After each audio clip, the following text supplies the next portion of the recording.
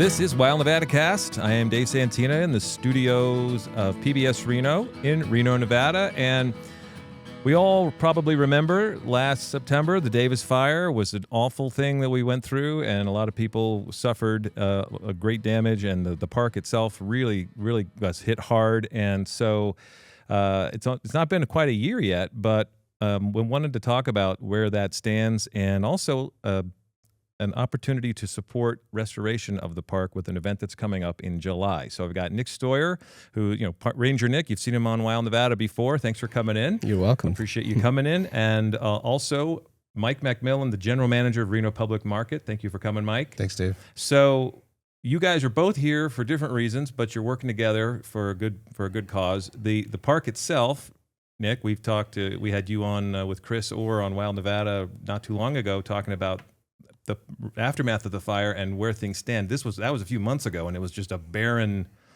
sort of wasteland that you walked through. And so it's been, 6 months, maybe not quite a year, not a year even since then.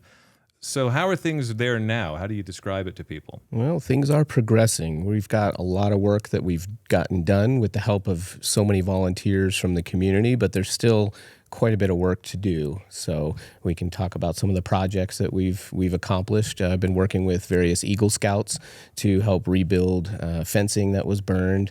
Various community groups came out, helped us plant some new seedlings out there and spread some new seed. So definitely a lot of volunteer efforts. We're just so blessed with the outpouring of community support in getting this park back open.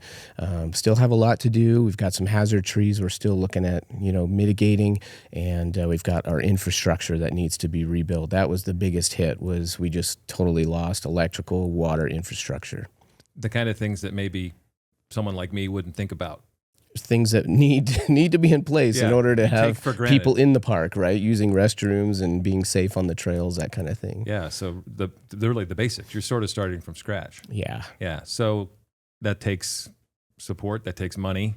So in comes Mike to help with an event that's going to help raise some awareness and hopefully some support for that restoration. And so tell me, Mike, about Up the Creek from July 19th, Saturday, July 19th at Reno Public Market. Yeah.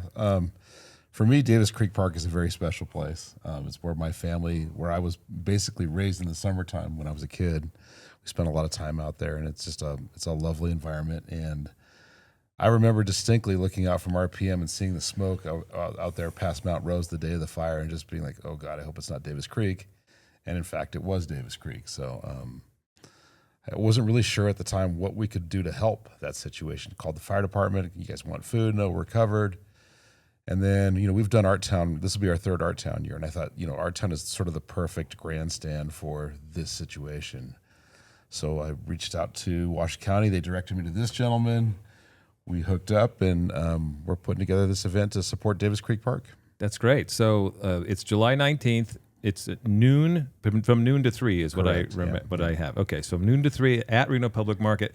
So what will be happening there? How do people help support by coming and participating? Yeah.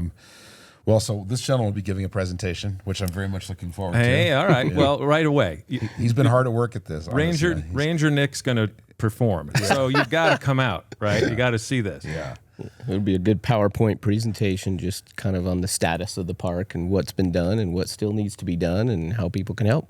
Nice. So there's just been a lot of symbiosis and connection between, I kind of knew I was on the right track with this event because of two things. We host the Pinewood Derby at RPM, and the Boy Scouts ended up telling me, hey, we work out at Davis Creek Park and we're helping with the restoration. And I'm like, well, you guys should be part of this event then. Yeah. So they're going to be part of it. And then this is sort of a complicated, weird story, but I'm going to try to tell it as concisely as I can. One of the events that we have at RPM requires backline equipment for the artist who's coming in. They would require a very specific drum set that's playing. It's not Up the Creek. It's a different event. Okay. So backline means? It means they don't have a drum set. They're coming in without a drum set. Oh, okay. They want a very specific drum set. Gotcha. Okay. So I went on Facebook Marketplace to find this very specific drum set. And this person had one for sale. And I hit this lady up and I said, hey, can I come take a look? She said, sure. And I'm driving out. And this is after he and I started working on this. I'm driving out to this address, and it's taking me down Virginia Street, and I'm going and going and going. And all of a sudden, I'm going into Davis Creek Park. and it's one of the residents there. Oh, wow. Who like right on the border of the park, and they've got fire burn all around their property. This is a crazy story. This is how I knew I was on the right track for sure. She introduces herself and says, she said, it was my son's drum kit. And like instantly when she said it was my son's, it was like, something happened there. Yeah. So, sat down, looked at the kit, decided I was going to buy it. And then, she goes, he passed away. And then it turns out her husband is a public speaker, and he's like, I could speak at your event if you want to. So he's going to be one of the residents that speak at our event. Nice. And then I get back to RPM, drop off the kid, and she calls me. She goes, you don't know this, but today is my son's birthday, and this was a message from God. Oh, wow. And so it's like, okay, there's all this connection to Davis Creek Park and this other event, and I just thought, okay, so this is something that was meant to be. Wow, that's powerful, man. Yeah. So you had to do this. Have to do it. Yeah. There's no turning back now. We're committed. We're in the little book at Art Town. There's no turning back. Yeah. I had Beth McMillan with the little book in here yesterday, doing really? a PBS Reno Arts podcast that drops on the 30th. So last week, when this one is out on the 7th. Will have been a week out from Beth, but yesterday is when we recorded it, and she had the little book. I got my copy, so now I can go back and I can find Up the Creek, and it's if I'm reading it right, it's up with an exclamation point and then the creek. Is that just a design choice, or does that mean something? I chose that for a particular reason because up the creek is generally you're screwed, right? Yeah, right. But in this case, we're not screwed. We're doing something. So up the creek is sort of an exclamation of like bringing back up Davis Creek Park. Nice. So that's the exclamation. It's like up in the sort of British football cheering sense, right? Up, whatever club you're rooting for. Up, you say up Wrexham or whatever. It's interesting because I think when I think of the restoration efforts, I think of the phrase "up from the ashes, hope will arise." There you go. So that's kind of cool. Nice. That connects. I love it. All right. So we have this event. You mentioned Ranger Nick's performance upcoming. His PowerPoint presentation, performance. I'm not calling performance. It a performance. I'm trying to sell it here as a performance. It's something. Point him in tap dance you shoes. cannot Go out there miss. with a cane to his best friend stare. Oh boy. You cannot miss this. This is a special but it's very valuable for people who feel like Mike, that connection to the park, to find out where things stand, because it is personal, especially to all of us. It's so close. We look around from almost anywhere from here because of the terrain. You can see a lot of visual landmarks, Mount Rose and Slide and Peavine and these mountains. But then if you see Slide Mount Rose and Slide Mountain, you're in your head, you put Davis Creek right there at the bottom of it in your mind, and it's always in your mind. It's always part of your physical surroundings and so it's personal. It does feel like a piece of all of us. So being able to help support the restoration is really valuable. So you have residents. You mentioned residents. I'm curious about that. So are these are people who were affected by the fire and they've come to do what? Well, generally, this guy that I spoke with in his garage looking at his drum kit, he's just an author and a public speaker, and he wanted to come out and speak about the fire and how it affected him and their situation there. And I thought it was a great opportunity, so I said, yeah, let's do it. So he's there. I guess we're gonna have some firefighters there as well who actually fought the fire. We'll have artists there who will be contributing artwork that's going to go to auction for benefiting the park. That's great. Couple of local artists, live floral artists, people that make art out of like living plants. Oh, really? A guy that had a display at the Renaissance Hotel and at Reno Public Market, both. That sounds incredible. Yeah. I love that. Yeah. So if you come out and you maybe buy some art at the art auction, those proceeds go, how does that money benefit you, Nick? So we put that into a fund for the fire restoration efforts, and anything that we're looking to do in the future, whether it be rebuilding that electrical infrastructure, planting trees, whatever we need, which we have some needs, then that money goes towards those restoration efforts directly. So we need new fencing, chain link fencing. We need new electrical infrastructure. The residence that we lost down there, the Ranger residence, is going to be rebuilt. Some of that was covered by insurance, but as we all know, that's not a whole lot of coverage. Right. And so we're definitely looking for some finances to kind of help us get the park to the place where we can reopen and people can come back and enjoy. Because the park is a gem in this community, and people love going there for various recreation activities. And so we like to keep people updated, like what we're doing now as far as what's going on and what needs to be done and how people can help. But we're hoping to reopen sometime next year. We just don't have a date yet. Gotcha. Okay. So back to the event, Mike, you're a music guy. Are there going to be musical performances during this time? At least one guaranteed, and that's the Sierra Alphorn players who often practiced at Davis Creek Park. If you've ever been out there, just kind of wandered through the forest and happened upon all these guys in these different areas set up in these groves, just playing horns back and forth across the park. The first time I ever saw that, I was just like, who are these guys? Yep. You know, and I had to go up and ask them, what are you guys doing? What is this instrument you're playing? I'm listening to them right now.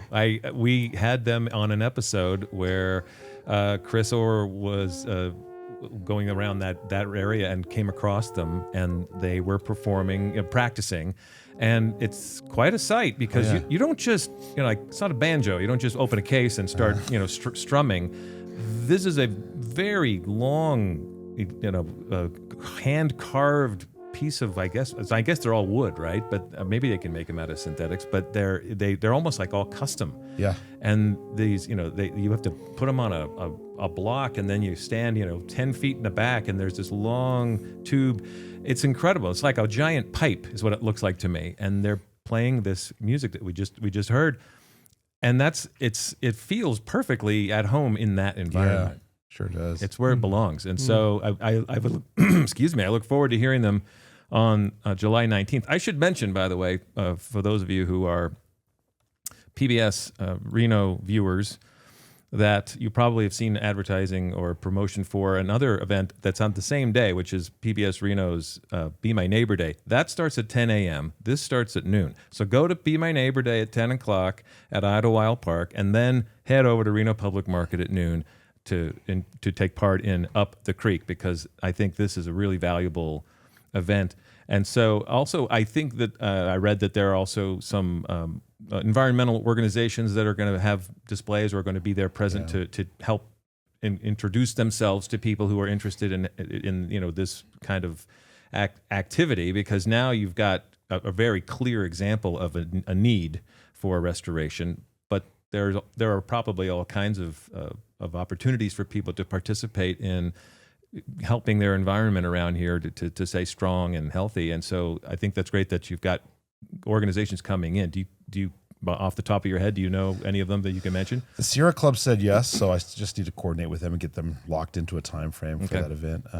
The cool thing about this event that I've noticed is that it doesn't have a political stripe. Right. So everybody from Republican politicians to liberal tree huggers, everybody wants to do something to help this event out, because it's very much a part of this community. It's been a part of everybody's life that was raised here. Yeah. Well, I mean, isn't it true that most studies, when people actually talk about what we all care about, we tend to agree on about 80% of everything.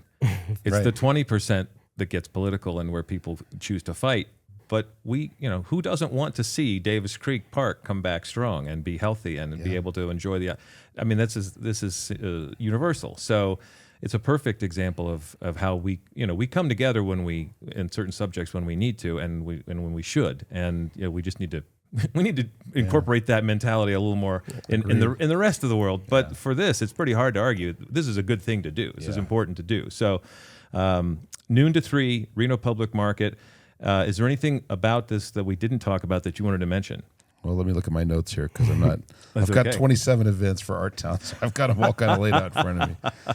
I think we got it all. I really do. I think we got everything, yeah. We'll have some Boy Scouts there at the Boy Scouts will event, be there. presenting on some of the projects that they've done in That's the park great. and Well, some of the projects that are coming up as well. I don't want to spoiler alert everything here, but you're here, so I would like to know a little bit about what has been going on that you're comfortable talking about. So I mentioned the split rail fencing project earlier. That was a Venture Scout that came and brought some volunteers to help rebuild that. I just finished working with an Eagle Scout to rebuild build the bundled firewood shed at the entrance to the campground, which has a lending library and a chalkboard on it for kids.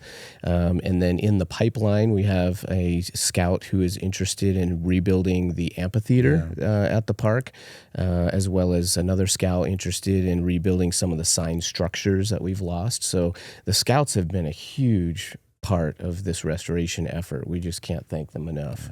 That's fantastic. When we did the episode on fire, living with wildfire, this was a reaction to what was a planned Wild Nevada episode with a big long hike down Slide Mountain and into Davis Creek Park, which of course didn't happen because of the fire. So it became a story about what happens in an area like this, a recreational area, after a wildfire, and how it comes back, and what kinds of steps need to be taken, and how do you protect. And even one person who was a trail builder who talked about how they built a trail in a different area that was over a burn scar, and how they planned it, and what kind of things you need to think about. And so it just turned everything into a laser focus on what happens post fire. And so seeing people come out and continue to, over extended periods of time to support in different ways is really, really heartening. The Scouts, it seems like a perfect opportunity for them. So if trying to look at the positive side, you gave the Scouts a great gig to help do some work. So now what's coming up? What's in the future here?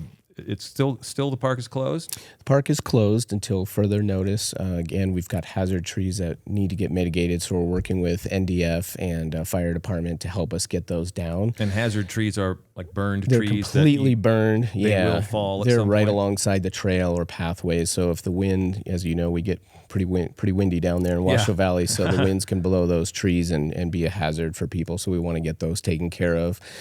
Possible tree planting in the fall. Moana Nursery has about 100 Jeffrey pines they want to donate to us. Great. Oh, so wow. that's a potential volunteer project that we're going to be looking at in the fall.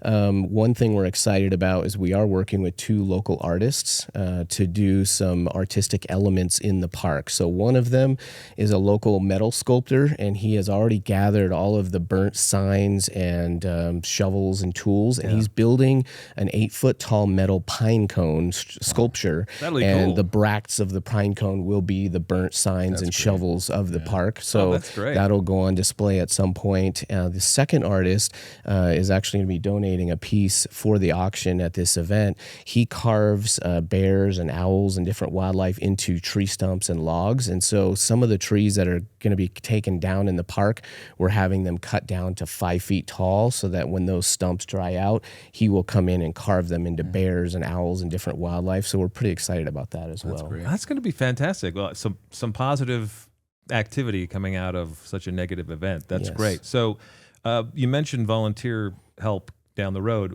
How do people engage in this? How can people help? They can reach out to us through our website, washoecountyparks.com. We've got a page on there dedicated to volunteers and has an application and all that, so they can reach out to us for that. Mm-hmm. Fantastic. Okay. And then at this point, do you have a timeline in mind for reopening, or is it a matter of just waiting until you feel it's time? So we don't have a time frame just because of dealing with contractors and insurance and all this stuff. We just don't know how long that's going to take. My goal, I would love to see us reopen by Memorial Day next year. That would be, to me, that's just the ultimate like kickoff, right? Sure.